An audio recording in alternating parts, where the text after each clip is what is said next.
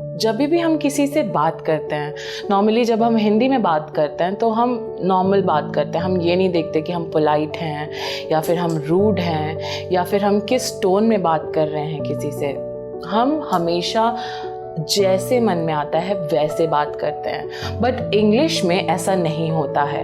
अगर हमें कोई काम किसी से करवाना है या किसी को थैंक यू बोलना है या प्लीज़ बोलना है, हमें हमेशा पोलाइट वर्ड यूज़ करने पड़ते हैं। एंड आज हम डिस्कस करेंगे कुछ ऐसे वर्ड्स या फ्रेजेस जो आप यूज़ कर सकते हैं इंग्लिश बोलते टाइम पोलाइटली। हेलो एंड नमस्ते, my name is Madhumita Singh and आज हम डिस्कस करेंगे कुछ ऐसे फ्रेजेस जो आप यूज़ कर सकते हैं कहीं पे भी, किसी भी सिचुएशन पे पोलाइटली बात करने के लिए। नॉर्मली जब हम बात करते हैं या फिर हमें कोई चीज़ चाहिए होती है, लेट्स से मैं किसी रेस्टोरेंट में गई एंड मुझे खाना ऑर्डर करना है एंड लेट्स से मुझे बर्गर खाना है, सो हम हमेशा ये बोलते हैं I want a burger. But ये एक गलत फ्रेज़ है क्योंकि वॉन्ट एक डिमांडिंग वर्ड है। हम डिमांड नहीं करना चाहते हैं। हम कहीं जा रहे हैं तो हमें प्लीज़ या फिर ऐसे टर्म्स का यूज़ करना चाहिए जो कि ज़्यादा पोलाइट लगे। सो आप ये भी बोल सकते हैं I would like a burger और I'd like a burger please. इससे ये होता है कि आप थोड़ा पोलाइट साउंड करते हैं। सबसे ज़्यादा इम्पॉर्टेंट होता है वर्क प्लेस। वर्क प्लेस पे हम कैसे पोलाइटली बोल सकते हैं किसी भी काम के लिए। नाउ लेट्स से अगर मुझे कोई रिपोर्ट चाहिए या फिर मुझे कोई ईमेल पे रिप्लाई करना है, तो अगर कोई मुझसे ये बोले या फिर मैं किसी से ये बोलूँ कि रिप्लाई टू माई ईमेल या फिर सेंड मी द रिपोर्ट या फिर bring me that file, this will sound little uncomfortable या फिर थोड़ा सा रूड भी लग सकता है। So instead of these terms we can use could you या फिर कुड यू प्लीज़। सो आप सिंपली ये बोल सकते हैं could you please bring me that file या फिर could you please reply to my email या फिर could you send me the report.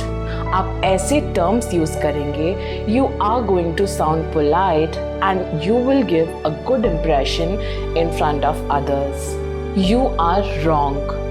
जब भी हम किसी को ये बोलते हैं तो सामने वाले को हमेशा लगता है यार मैंने ऐसा क्या बोल दिया कि लोग मुझे ये बोल रहे हैं, यू आर रॉन्ग। लाइक हम अगर ये टर्म यूज़ करें तो लोग हमेशा ये सोचते हैं कि हमने उनको पहले ही जज कर लिया है।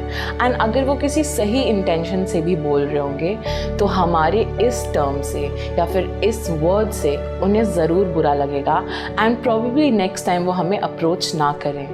सो इंस्टेड ऑफ सेइंग या फिर pointing out anybody and telling them you are wrong, you can always use indirect polite phrases like humble phrases like I think you might be mistaken या फिर I'm afraid I don't agree या फिर actually हम तब use करते हैं जब हम कोई राइट आंसर बताना चाहें। फॉर एग्ज़ाम्पल, अगर आपसे किसी ने कुछ कहा एंड वो चीज़ आपको गलत लगी, instead of saying you are wrong you can always say actually I think this might be the right answer या फिर I am afraid I don't agree with you. इससे ये होता है कि सामने वाले को उसके ओपिनियन गलत नहीं लगते इतने, उसको लगता है कि ठीक है ये मेरी करेक्शन कर रहे हैं। So always try to make sure that you don't tell the person they are wrong, बल्कि उनकी करेक्शन करो कि वो कहाँ गलत हैं, so that they don't feel कि उन्होंने सब कुछ गलत करा है। नाउ लेट्स से मुझे कहीं बाहर जाना है या फिर किसी ट्रिप पे जाना है अपने फ्रेंड्स के साथ एंड हम प्लेसेस डिस्कस कर रहे हैं एंड लेट्स से मैंने एक प्लेस डिस्कस करी या फिर एक प्लेस का नाम बताया, लेट्स से हिमाचल प्रदेश, जो कि मुझे बहुत पसंद है एंड सामने से मेरे फ्रेंड्स डायरेक्टली ये बोलें you know that's a bad idea या फिर I think it's wrong we don't want to go there, तो मुझे ना अच्छा नहीं लगेगा या फिर किसी को भी अच्छा नहीं लगेगा अगर डायरेक्टली कोई बोल दे कि you know that's a wrong idea. आपके आइडियाज़ को कभी भी गलत नहीं ठहराना चाहिए किसी को भी, या फिर आपको किसी के भी आइडियाज़ को पॉइंट आउट नहीं करना चाहिए कि ये गलत है। You can always say I don't think it's a good idea, या फिर आप उसके साथ रीज़न बोल सकते हैं कि क्यों ये सही आइडिया नहीं है, या फिर आई हैव अ फ्यू कंसर्न्स।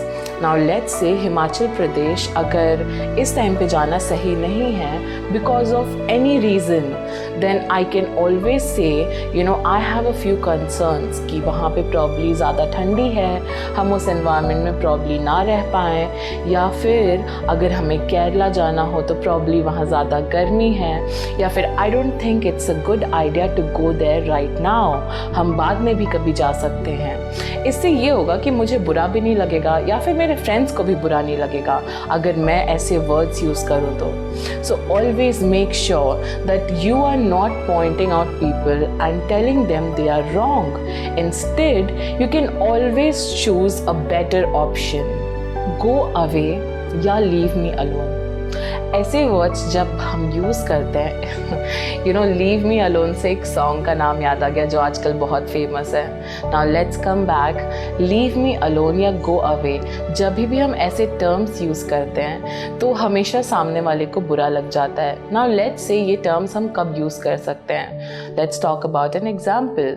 अगर मैं किसी काम में बहुत ज़्यादा बिजी हूँ एंड कोई भी अचानक से आ जाता है मेरे काम में इंटरप्ट करने, प्रॉब्ली उसका इंटेंशन नहीं है इंटरप्ट करना, प्रॉब्ली वो किसी हेल्प के लिए आ रहा है या किसी काम के लिए आ रहा है, मेरा डायरेक्ट रिस्पॉन्स ये होता है प्लीज़ लीव मी अलोन या फिर go away. Instead of that I can always use polite words so that उसको भी बुरा ना लगे. So you can always say I'm afraid I'm a bit busy right now, या फिर could you please give me a minute, या फिर I'm sorry can we talk a little later. इससे ये होता है कि सामने वाला भी आपकी बात को समझने की कोशिश करता है, वो ये सोचेगा कि हाँ शायद से ये थोड़ा बिजी होगी। बट अगर मैं सीधा ये बोल दूँ कि लीव मी अलोन तो सामने वाले को हमेशा बुरा लग सकता है। वो ये सोचेगा प्रॉब्ली शायद मैं इतना इम्पॉर्टेंट नहीं हूँ या फिर मेरी बातें इतनी इम्पॉर्टेंट नहीं हैं। बहुत सारी चीज़ें इंटरप्रेट होती हैं सिर्फ एक सेंटेंस से, सिर्फ एक रॉन्ग सेंटेंस से। Always make sure that you are polite at work too. जब भी हमें कहीं बाहर जाना होता है अपने फ्रेंड्स के साथ या फिर किसी ऑफिस में, किसी मीटिंग में या फिर किसी पार्टी में, let's take an example which is very easy, friends का हम इससे हमेशा रिलेट कर सकते हैं। नाउ लेट्स से अगर मैं अपने फ्रेंड्स के साथ बाहर जा रही हूँ तो मैं हमेशा उनसे यही पूछूंगी कि यार तुम्हारे पास कब टाइम है, और इंग्लिश में पूछूंगी tell me when you are available. That means मैंने डायरेक्टली उससे पूछा है कि तुम कब अवेलेबल हो या फिर किस टाइम पे अवेलेबल हो। मैंने ये नहीं पूछा है कि क्या तुम अभी बिज़ी हो या फिर क्या तुम्हारे पास अभी टाइम नहीं है। मैंने सिर्फ अपना डिमांड रख दिया है आगे, which is in a way wrong. मतलब मेरे कितने भी अच्छे फ्रेंड हो बट अगर मैं उन्हें डायरेक्टली ये बोलूँ तो उन्हें कभी भी बुरा लग सकता है, बिकॉज हम किसी का मूड नहीं जानते हैं। Instead of that, you can always use a indirect way to approach, या फिर आप ये कह सकते हैं let me know. Let me know से ये होता है कि सामने वाले को उसके ओपिनियन भी इम्पॉर्टेंट लगते हैं। अगर आप ये बोल दें let me know when you are available, तो सामने वाले को लगेगा कि उसके ओपिनियन भी आपके लिए मैटर करते हैं एंड उसे बुरा भी नहीं लगेगा। जब भी हम कोई काम करते हैं हम हमेशा ट्राई करते हैं कि हम अपना 100% दें।